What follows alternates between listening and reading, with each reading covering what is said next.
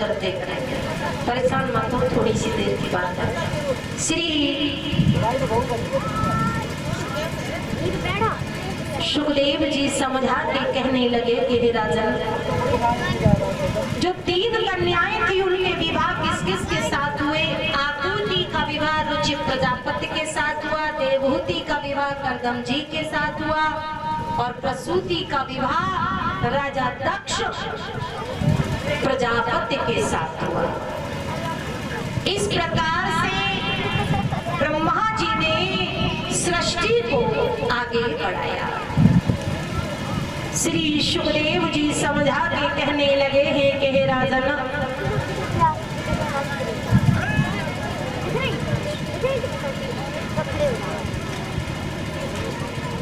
जो 2 पुत्र थे उनका नाम था उत्तानीपाद और प्रियव्रत।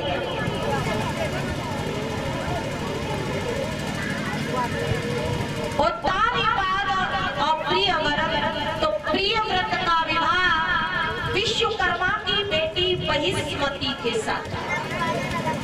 इनके द्वारा आंगनीद्र नाम का पुत्र, आंगनीद्र के नाभि नाम का पुत्र और नाभि के ऋषभदेव नाम का पुत्र हुआ। ऋषभदेव का विवाह देवराजेंद्र की बेटी सयंती के साथ हुआ।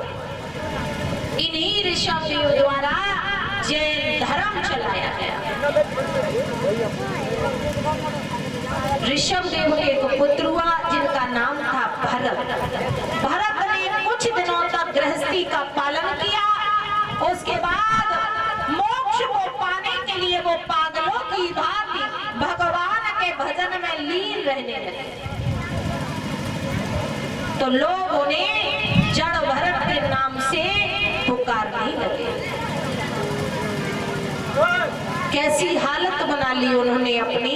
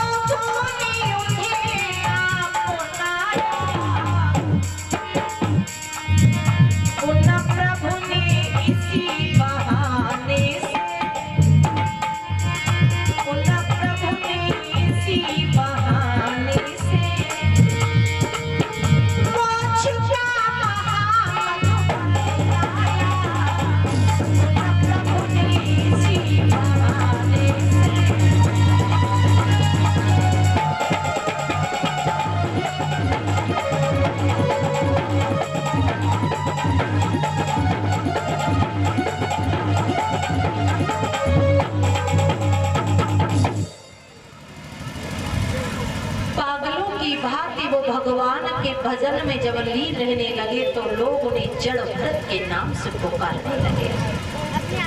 यहाँ तक कि लोग उनसे घृणा भी करने लगे। तो जड़ भरत ने गांव का त्याग कर दिया। और गांव के बाहर वो गंदकी नदी के किनारे और कुटिया बनाकर के रहने लगे।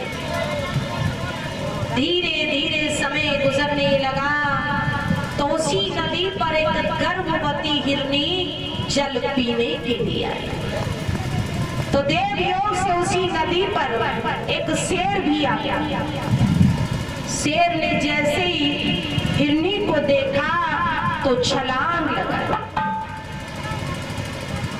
जैसे ही हिरनी ने शेर को देखा तो भय के कारण छलांग लगा दी, जिससे कि उसका गर्भ उसी नदी में छूट गया। जब उस नदी में छूट गया तो उस हिरनी का जो बच्चा था वो नदी में बहने लगा। हिरनी खत्म हो गई। जड़ भरत अपनी कुटिया से देख रहे थे, उनसे रहा नहीं गया और उन्होंने उसी नदी में छलांग लगा दी और उस हिरनी के बच्चे को बचा लिया। अपनी कुटिया पर ले आए और उस हिरनी के बच्चे का वो लालन पालन अपने बच्चे की तरह करने लगे।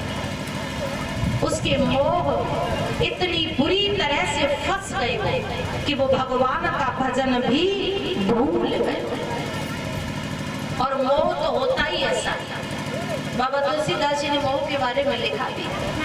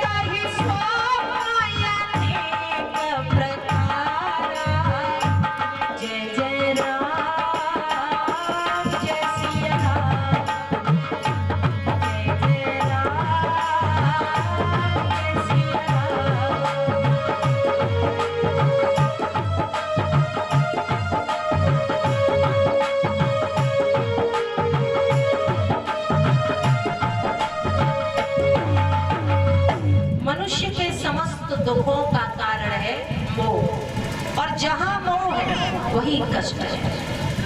यदि संसार में किसी को किसी से मोह न हो तो कभी किसी से किसी को कष्ट न हो। आप सबने देखा होगा कि प्रातः काल उठते ही जब हम लोग अखबार पढ़ते हैं तो उसमें तरह तरह की खबरें छपती हैं और उस वक्त लोग ज्यादा अखबार पढ़ते हैं जब चाय पीते हैं और अखबार पढ़ते समय उसमें देखते हैं कि वहां बहुत बड़ा एक्सीडेंट हो गया और कम से कम इतना बड़ा एक्सीडेंट हुआ तो 10 लोग तो मरे ही होंगे। तो लिखा है 10 लोग मरे हैं, लेकिन चाय पीते वक्त वो क्या कह रहे हैं कि 10 नहीं, बड़ा एक्सीडेंट हुआ 15 मरे होंगे। लेकिन चाय पीना तो बंद नहीं किया ना। 15 मरने के बाद भी चाय को नहीं रोका। क्यों? क्योंकि उन्हें हम जानते ही नहीं, उनसे हमारा कोई मतलब नहीं, उनसे हमें कोई मोह नहीं, कोई प्रेम नहीं। अगर प्रेम होता तो चाय पीना तो बहुत दूर की बात है, चाय देखना भी अच्छी नहीं लगती। अपने घर में यदि भैंस भी बीमार हो जाए तो चाय अच्छी नहीं लगती और वहां 15 लोग मारे गए और फिर भी लगातार चाय पी रहे हैं। तो संतों की दृष्टि में कहा गया है कि समस्त परेशानियों की जड़ है मोह। यदि किसी को किसी से मोह न हो तो कभी किसी को किसी से कष्ट हो ही नहीं। तो जड़ भरत को आज उस हिरनी के बच्चे से इतना प्रेम हो गया कि जिस भजन की खातिर उन्होंने अपनों का त्याग कर दिया, गांव का त्याग कर दिया, लेकिन उस मोह ने उनका जंगल में भी पीछा नहीं छोड़ा। अब तो हिरोई के बच्चे में इतने लीन हो गए, इतना प्रेम हो गया उससे उन्हें कि जब तक वो उसे देख नहीं लेते थे तब तक पानी भी अच्छा नहीं लगता था। धीरे धीरे वो बच्चा बड़ा हो गया और चलने के लिए जंगल में जाने लगा और एक दिन हिरणों के झुंड में जाकर के मिल गया और वो बच्चा वापस लौट करके नहीं आया। उस बच्चे के वियोग में जड़ भरत का रो रो करके बुरा हाल। क्या मिला? गांव छोड़ दिया, अपने छोड़ दिए और उस बच्चे के वियोग में बुरा हाल। ये जड़ भरत की हालत नहीं, संसार भर की ऐसी ही हालत है। हम और आप, परिवार, संतान, सबके मोह इतनी बुरी तरह से फंसे हैं कि उन्हें छोड़ना नहीं चाहते, लेकिन वो हमें छोड़ करके चले जाते हैं।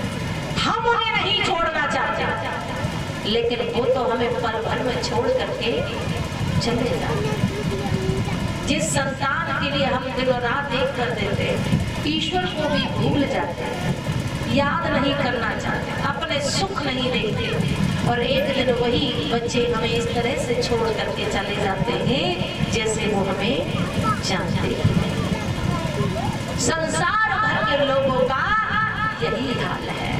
आधा जीवन निकल जाता है उनकी जरूरतों को पूरा करने में, उनसे प्रेम करने में, और फिर आधा जीवन इसी रोने में निकल जाता है कि हमने उन्हें कितना चाहा और उन्होंने हमें एक बार भी नहीं देखा।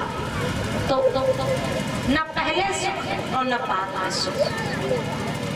अगर कहीं सुख है तो वो है ईश्वर के भजन, क्योंकि ईश्वर कभी अपनी संतान को कष्ट कभी दे ही नहीं सकता। और इस संसार में आप जितना घूमोगे कष्ट के सिवाय कुछ और मिलने वाला नहीं है। जड़ भरत यहाँ तक रोए उस बच्चे के वियोग में कि रोते रोते उन्होंने अपने प्राणों का भी त्याग कर दिया। अंतमति सुगति, अंतिम समय में मनुष्य की बुद्धि जिस योनि में होती है वो उसी योनि में जन्म लेता है। जड़ भरत की बुद्धि उस हिरण के बच्चे में थी, जिसके कारण अगला जन्म उन्हें हिरण योनि में मिला। लेकिन प्रभु की ऐसी महिमा कि उन्हें पूर्व जन्म की सारी बातें याद रही। अब मन ही मन पश्चाताप करने लगे।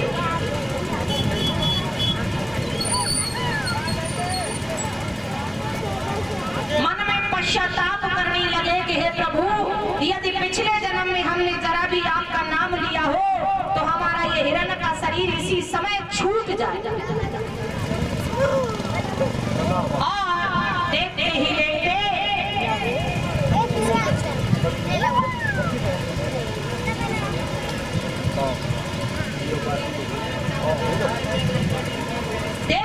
देखते उन्होंने अपने प्राणों का त्याग कर दिया।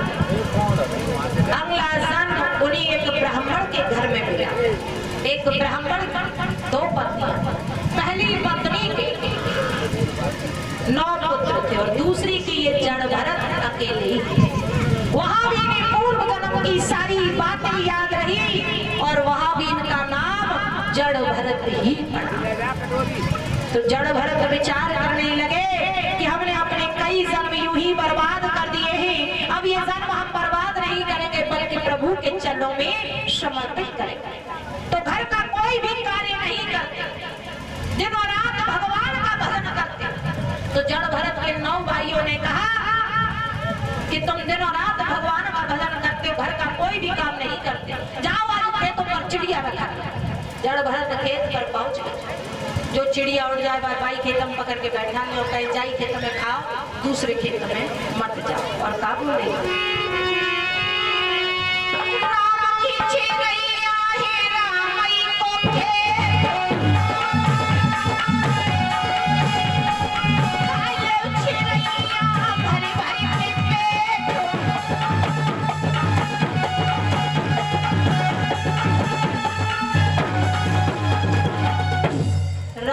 चिड़ैया रामई को खेत और खाए लो चिड़ैया भरे भरे के पेट। एक दाना ना छोड़ो, पूरी फसल नष्ट करवा। जड़ भरत को एक पल भी नहीं लगा कि पूरी फसल नष्ट हो गई, अब क्या होगा। इधर 9 भाइयों ने जड़ भरत को मार पीट के घर से बाहर निकाल दिया। जब घर से बाहर निकाल दिया तो इसी बीच एक घटना घटी। सिंधु सौवीर देश के राजा रहुगढ़ पालकी में बैठ करके आत्म तत्व का ज्ञान लेने के लिए कपिल ऋषि जी के आश्रम पर जा रहे हैं। तो रास्ते में उनका एक कहार बीमार पड़ गया, तो पालकी ढोने में बड़ी कठिनाई होने लगी। तो जब कठिनाई होने लगी तो राजा रहुगढ़ ने कहा कि जो भी पुरुष तुम्हें मार्ग में मिले उसे ही हमारी पालकी में लगा ले। कोई नहीं मिला, जड़ भरत ही मिल गए। तो जड़ भरत पालकी को ढोने लगे तो उनके पैरों के नीचे छोटे छोटे जीव चीटा चीटी आने लगे। उन्हें बचाने के लिए वो उछल उछल के चलने लगे। जब उछल उछल के चलने लगे तो राजा रहुगढ़ को क्रोध आ गया और कहा कि हमें लगता है कि तुम हमें जानते नहीं, एक ही तलवार से तुम्हारा ये शीश धड़ से अलग कर देना। जड़ भरत हंस करके कहने लगे, राजा ना बहुत शक्तिशाली हुआ, क्या आप हमारा शीश धड़ से अलग कर सकते हो, लेकिन क्या वापस जोड़ने की क्षमता है? जैसे ये कहा ना तो उसी समय राजा रहुगढ़ पालकी से नीचे उतर आया। जड़ भरत कहने लगे, राजा ना हम मानते हैं आप बड़े शक्तिशाली हो, लेकिन ध्यान रखना इस शरीर को नष्ट करने की बात है तो ये शरीर एक कपड़े की तरह है। जिस तरह से कपड़ा पुराना होकर के फट जाता है, उसी तरह से आत्मा जब ये शरीर पुराना हो जाता है तो आत्मा इसका त्याग कर देती है और नया शरीर धारण कर लेती है। आत्मा के रहते ये शरीर चल फिर सकता है और आत्मा के निकल जाने के बाद ये सब हो जाता है। तो आप कैसे मानोगे? आत्मा को हवा उड़ा नहीं सकती, पानी गला नहीं सकता, आग जला नहीं सकती। और रही बात शरीर को नष्ट करने की, तो इसे आज नहीं तो कल इसे तो नष्ट होना ही है। इससे हम मोह क्यों करें? तो जैसे ये कहा तो राजा रहुगढ़ चरणों में गिर गए, क्षमा मांगने लगे, कहने लगे हम तो आत्म तत्व का ज्ञान लेने के लिए कपिल ऋषि जी के आश्रम पर जा रहे हैं, आप धन्य हैं जो हमें मार्ग में मिल गए। तो कहा कि कहाँ लेने के लिए जा रहे थे? जो कुछ है वो तुम्हारी अंदर, उसे समझने की कोशिश करो, जानने का प्रयास करो। और समझा के कहा कि तेरो राम कोई में